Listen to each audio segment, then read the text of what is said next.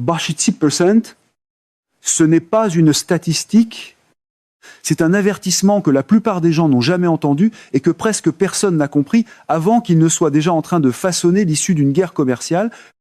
Enfouie au cœur de l'agriculture moderne se trouve une dépendance si concentrée, si fixe sur le plan géographique et si invisible sur le plan politique qu'elle ne se comporte pas du tout comme un commerce normal. Elle se comporte comme une pression constante, silencieuse et inévitable. Au début de 2025, lorsque Donald Trump a entrepris de remodeler le commerce mondial avec une vaste stratégie tarifaire, il a fait ce que tout dirigeant moderne finit par faire lorsqu'il affronte un système qu'il croit contrôler. Il s'est heurté à une contrainte avec laquelle il ne pouvait pas négocier, pas la Chine, pas le pétrole, pas les semi-conducteurs, mais un minéral que la plupart des gens n'ont jamais vu et dont la plupart des politiciens ne se souviennent que lorsqu'il devient une crise. La potasse, c'est apparemment le scénario de conférence de presse était prêt pour une guerre commerciale. Mais personne n'avait vérifié si le sol avait accepté d'y participer. En 2025, le système agricole des États-Unis avait atteint un niveau de productivité qui ressemble de l'extérieur à de la stabilité, mais qui repose en réalité sur une dépendance chimique extrême. Les champs de maïs de l'Iowa, les champs de soya de l'Illinois, le blé à travers le Nebraska et les Dakota, le coton au Texas, les pommes de terre en Idaho. Chacun de ces systèmes dépend d'intrants fertilisants qui ne sont ni optionnels, ni interchangeables, ni rapidement remplaçables. Au centre de ce système se trouve la potasse, un minéral riche en potassium qui détermine si un sol peut produire de la nourriture de façon répétée à l'échelle industrielle. Sans elle, les rendements s'effondrent, non pas graduellement, mais structurellement. Et voici le chiffre qui définit tout ce qui suit. 87% de la potasse utilisée par les agriculteurs américains provient du Canada. Pas du Canada au sens large, comme concept, ni de multiples sources concurrentes, mais très majoritairement d'une seule région géologique dans une seule province, la Saskatchewan, 6 grandes mines, toutes alimentées par les mêmes anciens dépôts de sel formés il y a près d'1 milliard d'années, lorsque l'Amérique du Nord était couverte de mers intérieures peu profondes, une formation qui ne peut pas être recréée, déplacée ou remplacée par des décisions politiques. Ce n'est pas une chaîne d'approvisionnement au sens moderne du terme, c'est un monopole géologique. Aucun slogan, même répété très fort, ne peut transformer du jour au lendemain un lit de sel vieux d'1 milliard d'années en accessoire de campagne. Contrairement au pétrole, dont la production peut être accrue sur plusieurs continents, ou à la technologie, où de nouvelles entreprises peuvent entrer sur les marchés, la potasse est prisonnière du sol. Elle existe là où elle existe et elle est extraite là où elle peut être extraite. La Commission géologique des États-Unis suit cette dépendance depuis des décennies. Le ministère de l'Agriculture l'a modélisé. Des associations agricoles en ont averti le Congrès lors d'audiences pendant plus de 40 ans. Mais dans les cycles politiques normaux, elle ne devient jamais le centre de l'attention. Parce qu'elle ne crée pas de crise le jour d'une élection. Elle crée des contraintes pendant la saison de planification. C'est là que les systèmes politiques sont les plus faibles, pas dans les discours, pas dans les négociations, mais dans le calendrier. Au moment où l'impact devient visible, la décision est déjà irréversible pour la récolte de cette année-là. C'est ce qui rend la potasse différente de tous les autres enjeux commerciaux. Elle ne répond pas à la politique, c'est la politique qui lui répond. Le calendrier des semis n'a jamais été particulièrement impressionné par les annonces tarifaires spectaculaires. En marcht fortus en Jugofem. Cette structure invisible est entrée en collision avec une décision visible. Le gouvernement des États-Unis a annoncé un vaste ensemble de tarifs visant les importations canadiennes.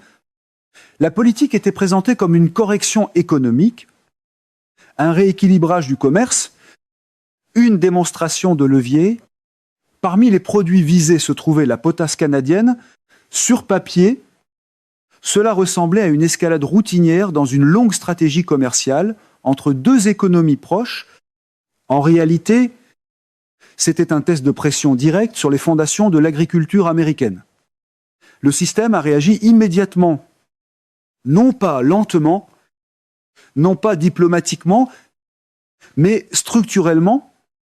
Les éléments de langage promettaient du levier, la facture d'engrais a livré la vérification des faits en quelques jours. Des organisations agricoles partout aux États-Unis ont commencé à produire des avertissements unifiés, non pas des avertissements politiques, mais des avertissements opérationnels. Les agriculteurs ne parlent pas en idéologie, ils parlent en coûts par acre, en rendement par saison et en survie par cycle. Le message était simple. Si les prix de la potasse augmentent fortement, les décisions de semis se brisent, et si les décisions de semis se brisent, toute l'économie agricole se brise avec elle, de l'Iowa au Nebraska. Du Dakota du Nord à l'Illinois, le même message a circulé à travers différentes institutions jusqu'à atteindre Washington sous une forme impossible à ignorer. Pas une demande, une contrainte. Même des figures politiques de premier plan issues d'États agricoles ont commencé à s'aligner sur la même conclusion. Le tarif ne pouvait pas survivre au contact de la réalité agricole parce que dans ce système, la politique n'est pas la couche finale, c'est la couche dépendante. En moins de 72 heures, le premier ajustement est arrivé. Le tarif a été réduit en quelques semaines. Il a été effectivement démantelé entièrement pour la potasse. Une politique conçue pour créer un levier s'est effondrée sous le poids d'une chaîne d'approvisionnement qui avait été stable si longtemps que sa fragilité avait été oubliée. À ce moment-là, quelque chose d'important est devenu visible, pas seulement la dépendance elle-même, mais le fait qu'aucune solution de rechange n'existait à l'échelle requise pour une stratégie vendue comme une démonstration de force. Elle s'est repliée assez vite lorsqu'elle a rencontré un tableur venu du pays agricole. C'est là que la véritable histoire commence. La rapidité du recul n'était pas normale pour une grande politique commerciale. La plupart des tarifs, une fois annoncés, deviennent des engagements politiques. Ils sont défendus, ajustés, négociés et lentement remodelés sur des mois ou des années. Mais la décision sur la potasse n'a pas suivi ce schéma. Elle s'est effondrée. La raison de cet effondrement n'était pas une pression externe au sens habituel. Il n'y a pas eu de rupture diplomatique spectaculaire, pas de sommet public, pas de confrontation télévisée. À la place, il y a eu quelque chose de beaucoup plus décisif, une réaction synchronisée du système agricole lui-même. Les États-Unis ne vivent pas l'agriculture comme une seule industrie. Ils la vivent comme des dizaines d'économies régionales liées entre elles par une dépendance commune aux intrants fertilisants qui arrivent selon des calendriers saisonniers stricts. La potasse se trouve au centre de ce calendrier si elle manque au printemps. Il n'y a pas de rattrapage à l'automne. Si elle manque dans la planification des coûts, toute la structure des semis devient instable. C'est pourquoi la réponse a été immédiate et exceptionnellement unifiée. En quelques jours après l'annonce du tarif, des organisations agricoles du Midwest et des Plains ont commencé à publier des avertissements exceptionnellement directs, non pas dans un langage politique, mais dans un langage opérationnel. Elles ne débattaient pas d'idéologie, elles calculaient les conséquences. Les producteurs de maïs ont souligné la sensibilité des rendements. Les associations de producteurs de soya ont modélisé les hausses des coûts d'intrants. Les producteurs de blé ont mis en avant les risques pour la compétitivité à l'exportation.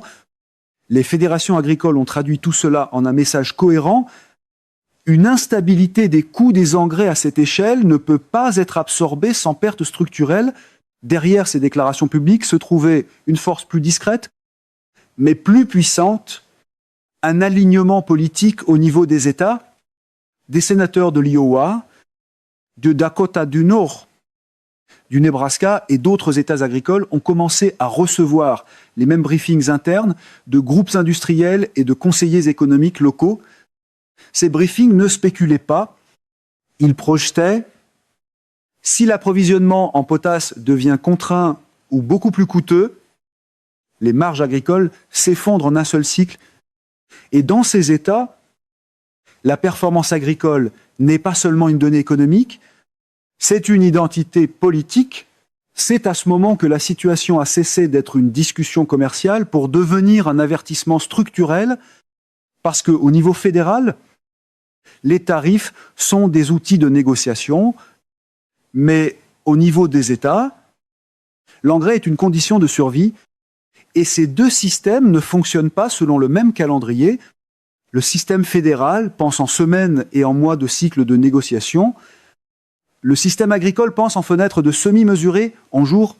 Et lorsque ces calendriers entrent en collision, le plus court l'emporte. Il s'avère que les cultures ne suspendent pas leur croissance pendant que les responsables cherchent un meilleur titre. En moins de 72 heures, la pression interne a commencé à remodeler la politique de l'intérieur, non pas par confrontation publique, mais par l'alignement des incitations politiques. Le message qui arrivait à Washington était cohérent sur plusieurs canaux. Il n'existe pas de substitut intérieur à la potasse canadienne à grande échelle. Il n'existe pas de fournisseur alternatif immédiat capable de remplacer 87% de la demande. Et il n'existe aucun coussin dans le système agricole assez large pour absorber ne serait-ce qu'un seul cycle de semis perturbé. Ce dernier point était le plus important parce que l'agriculture moderne aux États-Unis n'est pas conçue pour absorber les chocs. Elle est conçue pour l'efficacité de précision. Les stocks sont réduits au minimum, les coûts sont optimisés, les chaînes d'approvisionnement sont synchronisées avec la demande saisonnière. Il n'y a pas de capacité excédentaire inactive en attente d'une perturbation géopolitique, ce qui signifie que lorsque la perturbation arrive, elle ne plie pas le système, elle le brise. Le tarif n'a donc pas échoué dans un moment politique spectaculaire, il a échoué dans un calcul logistique, la prise de conscience que la politique s'appliquait à un système incapable de s'ajuster assez rapidement pour y survivre. En 5 semaines, la structure originale du tarif a été démantelée, non pas remplacée, non pas renégociée dans un compromis à long terme, mais simplement retirée entièrement de la catégorie de produits la plus sensible. Le geste le plus fort dans la pièce est devenu le fait de reculer discrètement devant ce qui venait d'être annoncé avec une confiance maximale. À Washington, cela a été enregistré comme un ajustement de politique, mais dans l'économie agricole, c'était compris autrement. C'était la reconnaissance que la contrainte existait déjà bien avant que la politique tente de la défier et qu'aucune décision politique ne pouvait la supprimer dans un délai utile parce que la dépendance n'avait pas été créée par des accords commerciaux. Elle avait été créée par la géographie. Après le recul tarifaire, le récit politique à Washington a rapidement changé. Publiquement, on parlait de souplesse, d'ajustement, de réactivité aux réalités économiques, mais en interne, la question devenait plus inconfortable. Si la potasse canadienne ne pouvait pas être réellement contrainte, de quoi les États-Unis dépendaient-ils exactement? La réponse, une fois examinée de près, n'était pas seulement le Canada, c'était une seule province au Canada, la Saskatchewan. 6 grandes opérations minières dominent l'approvisionnement mondial. Toutes sont liées aux mêmes anciennes formations géologiques, à la même mer intérieure évaporée, au même lit de sel vieux de 900 millions d'années qui ne peuvent pas être reproduits, déplacés ou accélérés. C'est ici que l'abstraction de la dépendance commerciale se transforme en limitation physique, parce que, contrairement aux biens manufacturés, la potasse ne peut pas être rapidement augmentée. Ce n'est pas un problème de production en usine, c'est à la fois un problème de profondeur minière, un problème d'accès géologique et un problème d'infrastructure de transport. Les données de la Commission géologique des États-Unis ont rendu le déséquilibre clair. Le Canada produit plusieurs fois plus de potasse que les États-Unis ne pourraient même théoriquement égaler à court terme. Et au Canada, presque toute cette production est concentrée en Saskatchewan. Cette concentration crée quelque chose de rare dans le commerce mondial, une réalité d'approvisionnement à point unique, pas officiellement, pas politiquement, mais opérationnellement. Une carte peut être très dérangeante lorsque la stratégie dépend de faire comme si la géographie était négociable. Une fois cette réalité comprise, le concept de remplacement cesse d'être une discussion politique et devient un problème de calendrier, parce que le remplacement exigerait trois choses simultanément. Premièrement, de nouvelles mines avec une capacité de production comparable. Deuxièmement, des infrastructures de transport capables de déplacer des millions de tonnes par année à un coût concurrentiel. Troisièmement, du temps. Et le temps est le facteur limitant qu'aucun tarif, aucune subvention ni aucune négociation ne peut accélérer. Les États-Unis disposent bien de réserves de potasse, mais elles ne sont pas équivalentes en échelle ni en structure de coût. Des gisements existent dans des États comme le Nouveau-Mexique, l'Utah, le Michigan et le Dakota du Nord. Toutefois, la plupart sont soit trop profonds, soit trop coûteux à extraire, soit trop limités en potentiel de production pour remplacer les volumes canadiens dans un horizon à court terme. Même les scénarios de développement optimistes situent une expansion significative à une décennie ou plus dans l'avenir, et l'agriculture ne fonctionne pas selon des horizons de plusieurs décennies. Elle fonctionne selon des cycles saisonniers, ce qui signifie que chaque écart entre l'offre et la demande doit être comblé immédiatement, pas éventuellement. C'est dans cet écart que le Canada devient indispensable. C'est aussi là que les stratégies alternatives commencent à échouer sous le poids de leurs propres hypothèses. La tentative la plus visible a été l'accélération intérieure, un grand projet au Michigan, soutenu par des garanties de prêt fédéral et des incitatifs au niveau de l'État, a été accéléré dans le processus d'autorisation. Sur papier, il représentait une solution partielle. En pratique, sa production prévue ne représente qu'une fraction de la demande nationale et son calendrier de production s'étend sur plusieurs années dans l'avenir. Même dans les meilleurs scénarios, il ne remplace pas la dépendance. Il ne fait que réduire légèrement la pression à la marge. Appelé un projet marginal, une indépendance ne fait pas disparaître les millions de tonnes manquantes. Une autre proposition en Utah visait à explorer une production à plus petite échelle avec un soutien fédéral. Encore une fois, les chiffres étaient clairs, contribution symbolique. Pas remplacement structurel, puis est venue la tentative de diversification internationale, le Bélarus. Les sanctions ont été levées en échange de concessions politiques. L'objectif était de rouvrir un ancien exportateur important de potasse et de créer un canal d'approvisionnement alternatif vers les marchés mondiaux.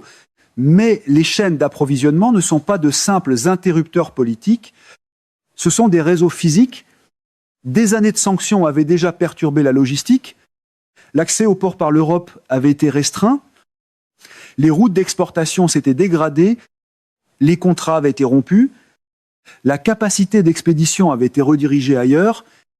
Même si la production reprenait, elle ne se traduirait pas immédiatement par un approvisionnement utilisable à grande échelle pour l'agriculture américaine.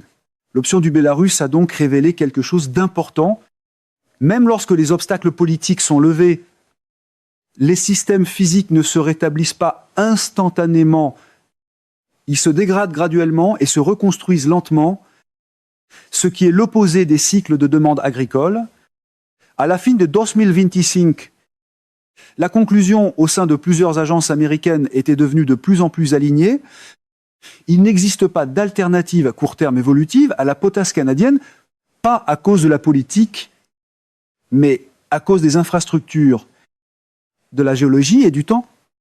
Une signature peut lever une sanction plus vite qu'un réseau logistique brisé ne peut se reconstruire. Une fois cette conclusion stabilisée, la politique cesse de se comporter comme un outil d'expansion, elle commence à se comporter comme un système de gestion de la dépendance. À ce moment-là, la question n'est plus de savoir comment remplacer l'approvisionnement, elle devient comment éviter de le perturber. À la fin de 2025, l'enjeu de la potasse avait cessé de se comporter comme un différend commercial et avait commencé à se comporter comme une contrainte intégrée à l'ensemble du système agricole. À ce stade, les options politiques se rétrécissent fortement parce qu'une fois le remplacement écarté et la substitution à court terme impossible, il ne reste au gouvernement que 3 voies: payer plus, perturber la demande ou stabiliser l'offre et absorber la dépendance. Les États-Unis, sous pression tarifaire et avec un discours politique visant à rééquilibrer le commerce, ont d'abord essayé une 4e voie, les leviers, mais le levier ne fonctionne que lorsque les 2 côtés disposent d'options. Dans ce cas, un côté en avait, l'autre non. Le Canada pouvait vendre sa potasse ailleurs. La demande mondiale d'engrais ne dépend pas d'un seul acheteur. Mais le système agricole des États-Unis ne pouvait pas facilement changer d'intrant sans déstabiliser la production. Cette asymétrie a défini tout ce qui a suivi et elle est redevenue visible dans le cycle politique qui s'est déroulé entre novembre et décembre 2025. Le levier sonne mieux à un podium que sur une facture que seul un côté doit payer après des mois de signaux contradictoires, de pression interne venant des États agricoles et de données sur la hausse des coûts des engrais. L'administration a annoncé une réponse à 2 volets. D'un côté, un important programme d'aide d'urgence pour les agriculteurs américains. De l'autre, de nouveaux avertissements concernant de possibles tarifs très sévères sur les importations canadiennes d'engrais. La contradiction était immédiate et évidente pour quiconque suivait le système de prêt, parce que le programme d'aide existait pour une raison: il compensait le stress des coûts déjà absorbés par le secteur agricole, et ce stress avait été amplifié par l'incertitude sur les marchés des engrais. Mais en même temps, la nouvelle menace tarifaire suggérait que le problème structurel sous-jacent n'avait pas été résolu. Il avait seulement été reporté. C'était l'équivalent politique de remettre un parapluie aux agriculteurs tout en promettant de faire tomber plus de pluie. C'est ici que le système de la potasse révèle le plus clairement son effet politique. Il n'influence pas seulement les prix, il crée une contradiction politique parce que les gouvernements tentent de signaler leur contrôle sur un système qui n'est pas réellement contrôlable à court terme, et les marchés, les agriculteurs et les acteurs industriels répondent à ce qui est physiquement possible, pas à ce qui est politiquement déclaré. Cette divergence devient visible dans les données sur les prix des intrants. Tout au long de 2025, les indices des prix des engrais sont restés élevés. Non pas sous forme de fortes poussées provoquées par un seul événement, mais sous forme de pression soutenue alimentée par l'incertitude et par des options d'approvisionnement limitées. Les agriculteurs n'ont pas répondu aux annonces, ils ont répondu aux coûts, et les coûts sont restés liés à l'approvisionnement canadien. Pendant ce temps, dans les discussions politiques, une autre couche de réalité se renforçait. L'expansion de la production intérieure ne pouvait pas combler l'écart. Même les projets accélérés au Michigan et les études de faisabilité en Utah représentaient des ajouts marginaux par rapport à la demande nationale.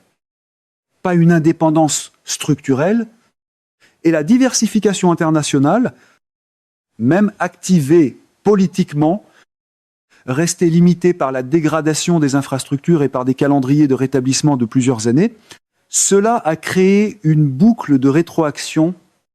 Plus on appliquait de pression au système, plus la dépendance devenait visible, et plus la dépendance devenait visible, plus il devenait difficile de l'utiliser comme levier, parce que le levier exige une rareté des 2 côtés.